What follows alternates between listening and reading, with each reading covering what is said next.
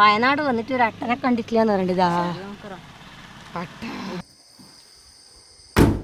Guys. ഇപ്പൊ സമയം 5:30 മണി ആയിട്ടുള്ളൂ. അപ്പൊ നമ്മള് കാലത്ത് തന്നെ ഒരു എന്താ പറയാ ട്രിപ്പ് പോകാനുള്ള പരിപാടിയിലാണ്. അപ്പൊ നമ്മൾ ഇന്ന് പോകുന്നത് വയനാട്ടിലേക്കാണ്. അപ്പൊ എപ്പം പോകുന്ന പോലെ ഫ്രണ്ട്സിന്റെ കൂടെ അല്ല, ഇന്ന് എന്റെ ഹസ്ബൻഡിന്റെ പിന്നെ ഫാമിലിന്റെ കൂടെ നമ്മൾ പോകുന്നത്. അപ്പൊ അവരെല്ലാരും കാട്ടത്തിന് ജോയിൻ ചെയ്യാന്നാ പറഞ്ഞിട്ടുള്ളത്. ഇന്ന് കാലത്ത് ശരിക്കും 6:30 മണിക്ക് ഞാൻ സൈക്കിൾ റൈഡ് പോകേണ്ടതാണ്. പക്ഷെ ഇന്ന് ട്രിപ്പ് ഉള്ളതുകൊണ്ട് അതവിടെ ക്യാൻസൽ ആക്കി. ഇനിയിപ്പൊ നെക്സ്റ്റ് വീക്ക് പോകണം.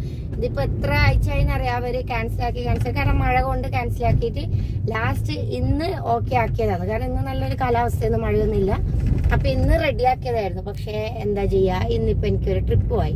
ഇനിയിപ്പോ നെക്സ്റ്റ് വീക്ക് പോകാം. മാറ്റി വരുന്നുണ്ടോ നെക്സ്റ്റ് വീക്ക്? ഇല്ലേ? എന്താ ചെയ്യാ ഗൈസ്. ഇത് ചെറുതായിട്ട് ഒരു വെളിച്ചെല്ലാം വരാൻ തുടങ്ങി. നല്ല 1.5 കളേഴ്സ് കോട്ടൺ ക്യാൻഡിന്റെ. ഇത് സന്ധ്യക്ക് നമ്മള് മറ്റേ ഇവിടെ ഇരിക്കുമ്പോ കാണില്ല, ബീച്ചിൽ പോകുമ്പോ കാണില്ല. അപ്പൊ അങ്ങനെ നമ്മള് സ്ഥിരം കേന്ദ്രമായ കാൽടെക്സിലേക്കാണ് എത്തിയിട്ടുള്ളത്. ഇപ്പൊ കാൽടെക്സ് വിലക്കെടുത്തു ഗൈസ്. പതിവ് പോലത്തെ ഇന്നും ഞാനാണ് ഫസ്റ്റ് എത്തിയിട്ടുള്ളത് അല്ലേ വാച്ചോ? നമ്മളാരാ മക്കള് ഉറങ്ങുന്നിടത്തല്ലേ വെളിച്ചെടുത്ത് കൊണ്ടുവന്നതാ വാച്ചൂരാ.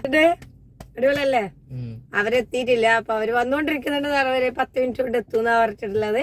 Welcome back to my channel. Hope you are all doing well. നമ്മളെ ടീംസ് എല്ലാം എത്തിയിരിക്കുന്നു. നമ്മളെ അനിയന്റെ വൈഫ് പിന്നെ ഷെർമി, മാഫൂസ് ഹായ് പറ. ഹായ്. ഓക്കെ, അപ്പൊ നമുക്ക് പുറപ്പെട്ടാലിനി. സമയം ഇപ്പൊ എത്രയാണെന്ന് അറിയാം? 6:20. 6 മണിക്ക് പുറപ്പെടണമെന്ന് പറഞ്ഞാൽ 20 മിനിറ്റ് ഇവർ ലേറ്റ് ആക്കിയ. അതാണ് ഷർഫ് ലേറ്റ് ആക്കി. അപ്പറല്ലേ ഇങ്ങോട്ടൊക്കെ തന്നെ ഇവിടെ രണ്ടും നിർത്തിയിട്ട് കൂത്തുപറമ്പ് വഴി വയനാടേക്ക് കയറുമ്പോ ഫസ്റ്റ് എയർപ്പിന്റെ വളവ് കഴിഞ്ഞ് കഴിഞ്ഞാൽ നല്ല അടിപൊളി സീനുണ്ട്. അപ്പൊ എല്ലാ വണ്ടിയും ഇവിടെ നിർത്തിയിട്ട് ആ സീനെല്ലാം ഒന്ന് ആസ്വദിച്ചിട്ട് മാത്രമേ പോകുള്ളൂ. അപ്പൊ അതുപോലെ തന്നെ നമ്മളിവിടെ നിർത്തി എനിക്ക് ഇതെല്ലാം ഒന്ന് വ്യൂസെല്ലാം ആസ്വദിച്ചിട്ട് 10 മിനിറ്റ് ഇവിടെ സ്പെൻഡ് ചെയ്തിട്ടാണ് ഞാൻ പോകാൻ പോകുന്നത്. അതങ്ങനെ തട്ടായിട്ട് അത് കഴിഞ്ഞിട്ട് ഇങ്ങനെ ഒഴിച്ച് ഇതിന് ഓർമ്മയുണ്ട്. പപ്പൻ്റെ കൂടെ വന്നാൽ നമ്മളിവിടെ നിർത്തിയിട്ട് വ്യൂസെല്ലാം കണ്ടിട്ട് രാവിലെ ഫുഡെല്ലാം തിരിച്ചു പോയത് ഓർമ്മയുണ്ടാ? അപ്പൊ നമ്മളിവിടെ ഏകദേശം ഒരു 10 മിനിറ്റെല്ലാം സ്പെൻഡ് ചെയ്ത് അത്രയ്ക്ക് സ്പെൻഡ് ചെയ്യേണ്ട ഒരു ഇതേ ഫോട്ടോ എടുക്കുക, വീഡിയോ എടുക്കുക, അതെല്ലാം കഴിഞ്ഞ് ഇനിയിപ്പം നമ്മൾ ആദ്യം എന്താ പറയാ വീണ്ടും യാത്ര തുടരുകയാണ്. യെസ്, ഇവിടുന്ന് തന്നെ തണുപ്പ് അടിക്കാൻ തുടങ്ങി അല്ലേ? വയനാട് എത്തുന്നതിന് മുമ്പേ നല്ല കാലാവസ്ഥ, നല്ല അടിപൊളി തണുപ്പെല്ലാം അടിക്കുന്നുണ്ട്. പിന്നെ നമ്മളെ ഇവിടെ എത്തുമ്പോ കുറച്ച് ലേറ്റ് ആയിപ്പോയി. ഇതിനേക്കാൾ കുറച്ചും കൂടി നേരത്തെ വന്നിട്ടുണ്ടെങ്കിൽ നല്ലോണം മഞ്ഞെല്ലാം കാണാൻ പറ്റും. ഇപ്പൊ എന്താ പറയാ സൂര്യൻ ഉദിച്ചോണ്ട് കാണാൻ ചെറിയ മഞ്ഞല്ലേ ഉള്ളൂ. പക്ഷെ എന്നാലും കുഴപ്പമില്ല, എല്ലാരും എൻജോയബിൾ അല്ലേ?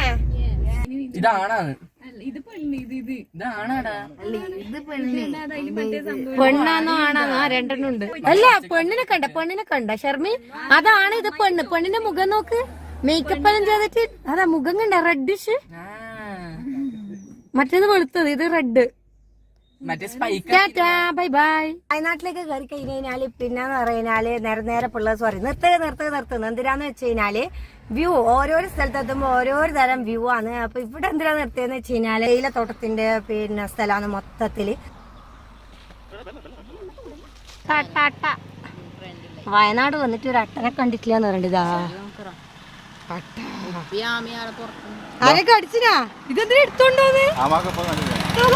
അവിടെ കൊറേ അട്ടയുണ്ട്. അതിന് ആരെങ്കിലും കടിച്ചിനോ ഇല്ലയോ എന്നുള്ളതൊന്നും ഇപ്പൊ അറിയാൻ പറ്റൂല. എനിക്ക് കുറച്ച് കഴിയുമ്പോ അതെങ്ങനെ വീർത്ത് വരുമ്പോ മനസ്സിലാവൂലോ.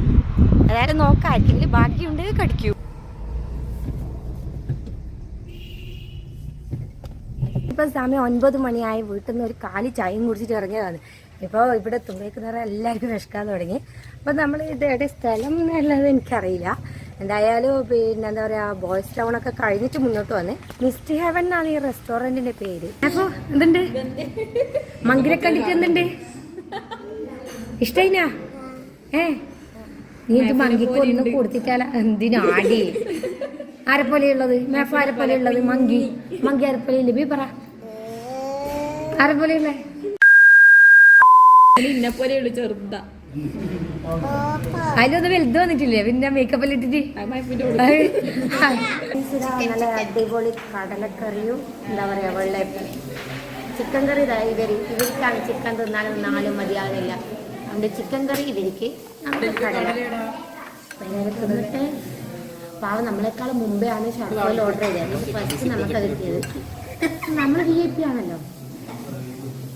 അടിപൊളി ഫുഡ്, സൂപ്പർ ഫുഡാണ്. പിന്നെ മാത്രല്ല ഈ എന്താ പറയാ നല്ല എന്താ പറയാ തണുത്തൊരു ക്ലൈമറ്റും. അങ്ങനെ തന്നെ മാച്ചു പറയുന്നേട്ടാ, വയനാട് വന്നതിന് ഒരു പ്രത്യേക എന്താ പറയാ ഇൻട്രസ്റ്റ് ആണ് ഫുഡ് കഴിക്കാൻ വേണ്ടി. അതല്ലെങ്കിൽ അങ്ങനെ തന്നെയാണ്. മുമ്പ് നമ്മള് കൊടകി പോയ സമയത്ത് എന്ന് പറഞ്ഞാല് ഞാനും നല്ല എന്താ പറയാ കൊടകി പോയ സമയത്ത് എന്ന് പറഞ്ഞാൽ ഞാൻ ഷുറയിൽ പോയപ്പോ നല്ല അടിപൊളി എന്നേരം 1.5-2 കിലോനാ 2.5 കിലോന്റെ പറ്റാന്ന് ഓരോ കോഴിയും. പിന്നെ എന്താ പറയാ ആ തണുപ്പത്ത് വെച്ച് ചുട്ട് തിന്നപ്പോ നമ്മൾ ചുടുമ്പം വിചാരിച്ചു വെച്ചാൽ ഇത് തീരെ ടേസ്റ്റ് ഉണ്ടാവില്ല. പക്ഷെ ചുട്ട് എന്നും വെക്കുന്ന പറഞ്ഞാൽ അത് ബാക്കി ഉണ്ടായില്ല, അത്രയും അടിപൊളി ടേസ്റ്റ്. അതാണ് ഈ ഒരു തണുപ്പ് ഫുഡ് എന്നെല്ലാം പറഞ്ഞാൽ നല്ലൊരു കോമ്പിനേഷൻ ആണ്. മാച്ചു പറഞ്ഞു വെച്ച് കഴിഞ്ഞാൽ ഈ ഹോട്ടലിൽ നോട്ട് ചെയ്ത് വെച്ചോ, പപ്പന്റെ കൂടെ വരുമ്പോ പിന്നെ ഇവിടെ തന്നെ വന്നിട്ട് ഫുഡ് കഴിക്കാതെല്ലാം പറഞ്ഞിട്ട് അത്രയും നല്ല ഫുഡാണ്. പിന്നെ അടുത്തത് എവിടെയൊക്കെ പോകേണ്ടതെന്നുള്ള ഇങ്ങനെ കൺഫ്യൂഷനാണ്. കാരണം വെച്ച് കഴിഞ്ഞാൽ നമ്മൾ റിസോർട്ടിൽ ചെക്ക് ഇൻ ചെയ്യേണ്ടത് 1 മണിക്കാണ്. അപ്പൊ പിന്നെ ഇപ്പൊ സമയം എന്ന് പറഞ്ഞാൽ 10 മണിയേ ആയിട്ടുള്ളൂ. അപ്പൊ ഇതിനിടയിൽ ഈ ഒരു 3-4 മണിക്കൂർ എവിടെ പിന്നെ എന്താ പറയാ സ്പെൻഡ് ചെയ്യുമെന്ന് ഇങ്ങനെ ആലോചിച്ചുകൊണ്ടിരിക്കുകയാണ്. അപ്പം പിന്നെ നോക്കുമ്പോ എന്ന് പറയാം ഇവിടെ റേഞ്ചും ഇല്ല. അപ്പൊ ഞങ്ങൾ വിചാരിച്ചു കുറച്ച് അങ്ങോട്ട് പോയിട്ട് പിന്നെ റേഞ്ചിന്റെ അടുത്തായിട്ട് പോയി നോക്കാം എത്ര കിലോമീറ്റർ ഉണ്ട് എന്നൊക്കെ. അതിനുശേഷം തീരുമാനിക്കാന്ന് വിചാരിക്കുന്നത്. അപ്പൊ അവരങ്ങോട്ടേക്ക് പാസ് ചെയ്ത് ഇപ്പൊ മാനന്തവാടി എത്തിയപ്പോ ആണ് നമ്മളെ ഫോണിനല്ല ജീവൻ വെച്ചത്. പിന്നെ നമ്മളെല്ലാം ഒന്ന് സെർച്ച് ചെയ്ത് നോക്കുമ്പോ ഇവിടെ അടുത്ത് പിന്നെ എന്താ പറയാ കുട്ടിയേട്ടന്റെ ഉണ്ണിയപ്പം ഉണ്ട്.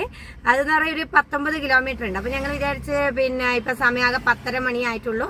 ഞാൻ നേരത്തെ പറഞ്ഞ 1 മണിക്ക് നമുക്ക് ചെക്കിങ് ചെയ്യണ്ടു. അപ്പൊ ഇത്രയും സമയം വെറുതെ വേസ്റ്റ് ചെയ്യണ്ടല്ലോ. അവിടെ നല്ല അടിപൊളി സീനാണ് പോകുന്ന വഴിക്ക്. അപ്പൊ പിന്നെ ഞങ്ങൾ വിചാരിച്ചു ഏതായാലും അവിടെ ഒന്ന് ജസ്റ്റ് പോയിട്ട് തിരിച്ചു വരാം. അപ്പോഴേക്കും നമ്മളെ റിസോർട്ടിൽ കയറേണ്ട ടൈം ആവും. നല്ല ഊട്ടി പോയ പോലെ ഇല്ലേ മച്ചു? നമ്മൾ അന്ന് വന്നേരം നല്ല വൃത്തിയുണ്ടായിരുന്നു മരം, വെള്ള കളർ മരം.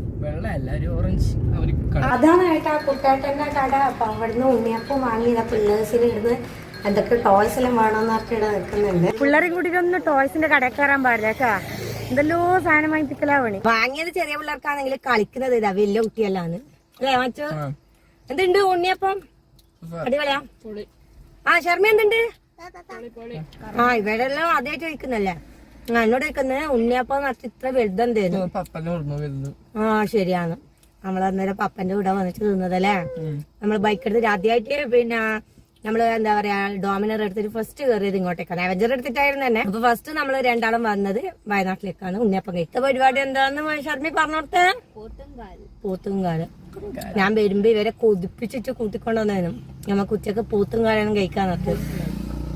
പിന്നെ അടുത്ത് വെറുതെ ഇപ്പൊ വയനാട് വന്നിട്ട് തീറ്റ മാത്രമായി പോയെന്ന് തോന്നുന്നു മച്ചു. അത് ലോക സത്യം. ഇപ്പൊ സമയമുണ്ടല്ലോ 11:30 മണിയായി. അപ്പൊ നമുക്ക് ഇനി ഇവിടുന്ന് പിന്നെ എന്താ പറയാ നമ്മളെ റിസോർട്ടിലേക്ക് 1 കിലോമീറ്റർ അല്ല 1 മണിക്കൂറിന്റെ ഓട്ടം ഉണ്ട്. അപ്പം ഇവിടുന്ന് അവിടെ ഓടിയെത്തുമ്പോഴേക്ക് ഏകദേശം സമയമാകും. 1 മണിക്കാണ് ചെക്കിങ്. അപ്പൊ പിന്നെ ഞങ്ങൾ ആദ്യം വിചാരിച്ചതെന്ന് വെച്ച് കഴിഞ്ഞാല് പോത്തും കാലെല്ലാം അടിച്ചിട്ട് പോവാന്നാണ്. പക്ഷേ ഇപ്പൊ ആർക്കും വിശക്കുന്നില്ല. ഒന്നാമത് ആ ഉണ്ണിയപ്പം കൂടെ കഴിച്ചോണ്ടെന്ന് പറഞ്ഞാല് വിശപ്പില്ലാണ്ടായിട്ടേ ഉള്ളത്. അപ്പം പിന്നെ എന്താ പറയാ ഫുഡിന്റെ കാര്യത്തിലൊന്നും തീരുമാനമാകാത്ത ഒരു അവസ്ഥയിലുള്ളത്. പോകുന്ന വഴിക്ക് എന്തെങ്കിലും കിട്ടിയില്ലെങ്കിൽ അങ്ങനെ കഴിക്കാം, അല്ലെങ്കിൽ പിന്നെ റിസോർട്ടിലേക്ക് നേരെ പോവാന്ന് പറഞ്ഞിട്ടുള്ളത്. നമ്മൾ റിസോർട്ടിൽ പോകുന്നതിന്റെ ഇടയിൽ ആകെ 3 കിലോമീറ്റർ ആയിട്ടേ ഉള്ളൂ. അതിന്റെ ഇടയിൽ നമ്മളെ ഗൂഗിൾ ചേച്ചി നമ്മളെ വഴി തെറ്റിച്ച് പിന്നെ റൈറ്റിലേക്ക് കട്ട് ചെയ്തോന്ന് പറഞ്ഞിട്ട് റൈറ്റിലേക്ക് കട്ട് ചെയ്ത് നേരെ എന്താ ഒരു 1.5 പോട്ട റോഡിലൂടെ എല്ലാം വന്നിട്ട് ലാസ്റ്റ് എത്തിയത് ബാണാസുര ഡാമിന്റെ ബാക്ക് സൈഡാണ്. അപ്പൊ ഷർഫ് ബാണാസുര ഡാം ഇവിടെ അടുത്താന്നൊക്കെ പറഞ്ഞിട്ട് നമ്മളോട് പറഞ്ഞു ഏതായാലും ഇന്ന് പോവാം. നമ്മളോട് വേണ്ട നാളെ പോവാന്ന് പറഞ്ഞത്. പക്ഷേ ഇന്ന് ഇവിടെ എത്തണം എന്നുള്ളതാണ്. അതാണ് ഗൂഗിൾ ചേച്ചി മാറ്റിച്ചിട്ട് നമ്മൾ ഇങ്ങോട്ടേക്ക് എത്തിച്ചത്. പക്ഷെ നല്ല കിടുക്കാച്ച് വ്യൂ ആണ് കേട്ടോ. ഏതായാലും ഇപ്പോൾ ഇവിടെ എത്തിയപ്പോൾ വിചാരിച്ച ഏതായാലും ഒന്ന് ഇറങ്ങി ഒരു 10 മിനിറ്റ് ഇവിടെ സ്പെൻഡ് ചെയ്തിട്ട് പോകാന്. കാരണം വെച്ചാൽ ഈ വ്യൂ കണ്ടിട്ട് ഇവിടെ എന്താ പറയാ വിട്ടിട്ട് പോകാൻ തോന്നില്ല. നല്ല അസാധ്യ വ്യൂ കേട്ടാ, ഒന്നും പറയാനില്ല.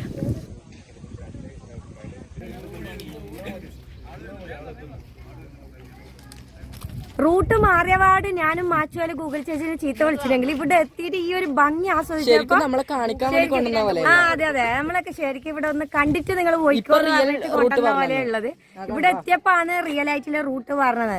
അപ്പൊ ഇവരെ കൂടെ അഭിപ്രായം അറിയാം. എന്തുണ്ട് മക്കള്, അടിപൊളിയല്ലേ? സൂപ്പർ.